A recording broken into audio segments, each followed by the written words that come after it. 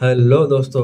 जैसे कि आप जानते ही होंगे, आज हम बात करने वाले हैं यूनाइटेड स्टेट्स ऑफ अमेरिका के बारे में। यूनाइटेड स्टेट्स ऑफ अमेरिका कैसे सुपर पावर बना, ऐसे पास्ट में ऐसे कौन से डिसीजंस है जो यूएसए को सुपर पावर बनाते हैं। इसको जानने से पहले हमको अमेरिका की ब्रीफ हिस्ट्री जान लेनी चाहिए। चलो मैं आपको ब्रीफली अमेरिका की हिस्ट्री बता देता हूँ। अमेरिका को 1492 में क्रिस्टोफर कोलंबस ने डिस्कवर किया और दुनिया वालों को बता दिया कि यहाँ पे एक नया लैंड पार्सल है या नया कॉन्टिनेंट है। इसके वजह से ब्रिटिश, स्पेनिश और फ्रेंच लोग आने लगे और यहाँ पर आकर बसने लगे और अपनी कॉलोनीज बनाना स्टार्ट कर दिया। इसको कॉलोनियल पीरियड कहा जाता है। उसके बाद अमेरिका में 1776 में रेवोल्यूशन स्टार्ट होता है इन लोगों के खिलाफ, और ये रेवोल्यूशन के दौरान बहुत सारे कॉलोनीज को इंडिपेंडेंस मिल जाता है और यूएस 1783 में पेरिस के साथ एक ट्रीटी साइन करता है और 1787 में अपना कॉन्स्टिट्यूशन बना लेता है। 1789 में यूएस के फर्स्ट प्रेसिडेंट जॉर्ज वाशिंगटन बन जाते हैं। तभी से अमेरिका एक डेमोक्रेटिक कंट्री बन जाता है। इसी के दौरान फर्स्ट इंडस्ट्रियल रेवोल्यूशन भी होता है। 1764 से 1913 तक इसको फर्स्ट इंडस्ट्रियल रेवोल्यूशन कहते हैं। इसी के दौरान बहुत सारे मशीन्स इन्वेंट हुए, जैसे कि steam engine, battery, spinning machine और बहुत सारे चीजें। इन चीजों से डिस्कवरी के वजह से अमेरिका में इंडस्ट्रियल रेवोल्यूशन में बहुत मदद मिली और अमेरिका का डॉलर बहुत मजबूत होने लगा और अमेरिका की इकोनॉमी बूस्ट होना स्टार्ट हो गई। अमेरिका के अंदर एक बहुत बड़ा वार लड़ा गया था, उसको बोलते हैं द स्पेनिश अमेरिकन वार, जो 1898 में लड़ा गया स्पेनिश लोगों के साथ और अमेरिकन के साथ।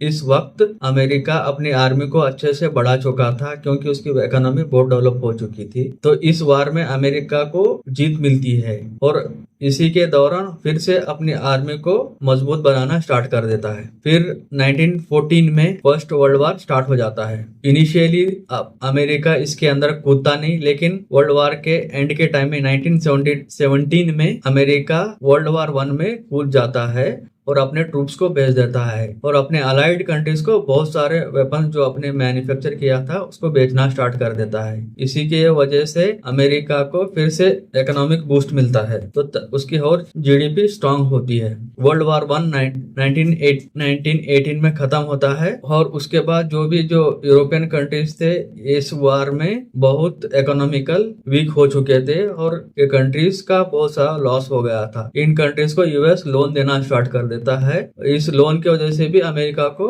बहुत सारा फायदा मिलता है। तब भी यूएस का डॉलर अच्छा बढ़ना स्टार्ट होता है। उसके बाद भी बहुत सारे कंट्रीज को यूएस सपोर्ट करता है और 1939 में वर्ल्ड वार 2 स्टार्ट होता है। वर्ल्ड वार 2 में भी अमेरिका इनिशियली कूदता नहीं, लेकिन जापान अमेरिका के पर्ल हार्बर के ऊपर अटैक करता है। तब अमेरिका जापान के ऊपर वार डिक्लेयर करता है 1941 में। इसी के साथ वर्ल्ड वार 1945 में खत्म हो जाता है। उसके बाद 1945 से 1991 के पीरियड को कोल्ड वार कहा जाता है। इस कोल्ड वार के दौरान यूएसए डेमोक्रेटिक कंट्रीज को सपोर्ट करता है और यूएसएसआर, जो सोवियत यूनियन कहते हैं उसको, वो कम्युनिस्ट कंट्रीज को सपोर्ट करता है। कोल्ड वार के टाइम में बहुत सारे इवेंट्स हो गए हैं, जैसे कि USA first atomic bomb already बना चुका था। इसी के बाद यूएसएसआर भी अपना एटॉमिक बम बनाता है, जो यूएसए से भी बहुत स्ट्रांग होता है।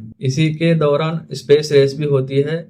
यूएसएसआर अपना फर्स्ट मिशन स्पेस में लॉन्च करता है और ऐसे ही कोल्ड वॉर 1991 तक होता है। 1991 में सोवियत यूनियन का पतन होता है और बहुत सारे कंट्रीज को इंडिपेंडेंस मिल जाता है। तब अकेला रशिया ही बच जाता है। जो ग्राफ दिख रहे हैं आप, 2000 साल का इकोनॉमिक डेटा है जो 180 से 2017 तक दिखाता है। जैसे कि आप जानते हो, शुरू में तो चाइना और इंडिया सबसे रिच कंट्रीज होते हैं, लेकिन 1850 के बाद यूनाइटेड स्टेट अपना इकोनॉमिक ग्रोथ बहुत तेजी से करता है। आज के समय में यूएस मिलिट्री का प्रेजेंस देखिए दुनिया में, तो यूएस के 750 मिलिट्री बेसेस है इन 80 कंट्रीज में और इसके 1,73,000 ट्रूप्स 159 कंट्रीज में है मौजूद है। और आज के समय में टॉप लार्जेस्ट इकोनॉमीज देखा गया तो United states of America first में आता है। उसकी जो इकोनॉमी है 30.51 ट्रिलियन है। उसके बाद चाइना आता है 19.23 ट्रिलियन है। उसके बाद थर्ड आता है जर्मनी 4.74। चौथा आता है हमारा India 4.19 trillion dollar. Fifth Japan आता है। और मिलिट्री स्पेंडिंग में भी आप देखोगे तो 2020 का डेटा दिखाता है कि यूएस सबसे ज्यादा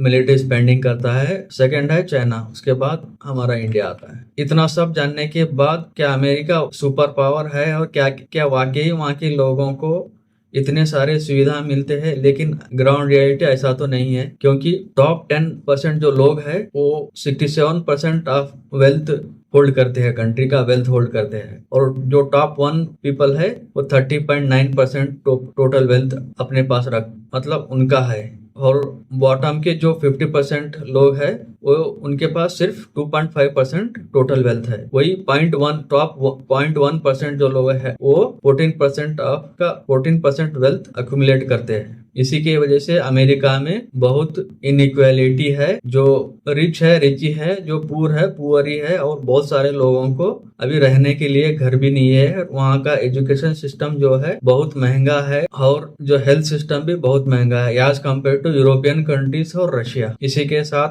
हम इस टॉपिक का कंक्लूजन यही है कि अमेरिका आज के समय में भी सुपर पावर है, लेकिन आने के समय में चाइना और इंडिया बन सकते हैं। इसी के साथ धन्यवाद। वीडियो अच्छा लगा तो लाइक, सब्सक्राइब एंड शेयर कर दीजिए।